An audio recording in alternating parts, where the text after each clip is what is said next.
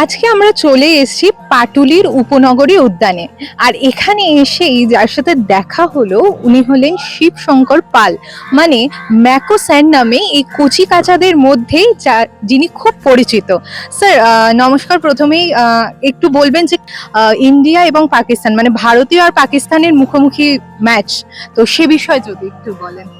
No doubt India কিন্তু last match জিতে আছে, পাকিস্তান লাস্ট ম্যাচ হেরেছে একটু ব্যাকফুটে, কেননা এখানে এই ম্যাচটা জিততেই হবে পাকিস্তানকে।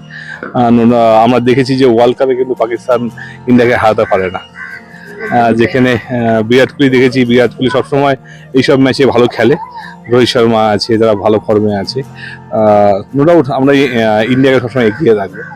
আচ্ছা, রোহিত শর্মা ক্যাপ্টেন হিসেবে, তো সেক্ষেত্রে কি বলবেন যে রোহিত শর্মা একজন ক্যাপ্টেন? ও তো আমরা জানি যে হিটম্যান, আমরা দেখি যে ক্যাপ্টেনশিপ করছে। আমরা এই সিরিজ আগের সিরিজে দেখেছি যে ভালো ভালো ক্যাপ্টেনশিপ করছে। তার প্রভাব মানে আইপিএল করেনি, তার প্রভাব কোনো পড়বে না, কেন একটা ডিফারেন্স গেম যেখানে পুরো বেস্ট প্লেয়ারদের নিয়ে টিম করা। তারা রিসেভ পয়েন্ট চলেছে, একটা বড় প্লাস পয়েন্ট রোহিত শর্মার কাছে যে অসাধারণ ব্যাটিং করছে, লাস্ট ম্যাচে ভালো ব্যাটিং করেছে। রোহিত শর্মা কিন্তু মানে যে অস্ত্রগুলো আছে তারা কিন্তু ভালো ফর্মে আছে। আমরা দেখেছি যে সিরাজ থেকে শুরু করে বুমরা থেকে শুরু করে জাদেজা থেকে সবাই ভালো ভালো খেলেছে। নো ডাউট এই উইকেটটা কিন্তু একটু আমরা দেখছি যে আমাদের এশিয়া কান্ট্রির মতো উইকেট হচ্ছে, যেখানে একটু স্লো আসছে। এই আমরা টি-20 যেয়ে থাকি যে 180 200 রান দেখি, কিন্তু এই উইকেটে কিন্তু 160 175 করলেই কিন্তু হবে।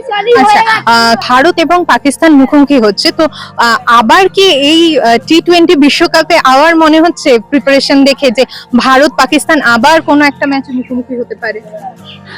দেখো, মানে আমি কি বলবো, পাকিস্তান যে একটা টিম হেরে গেছে সেখানে একটু ব্যাকফুট লাগছে, যে একটা ছোট ছোট টিমের হাতে হেরে যাওয়া মানে খুব অঘটন ঘটা।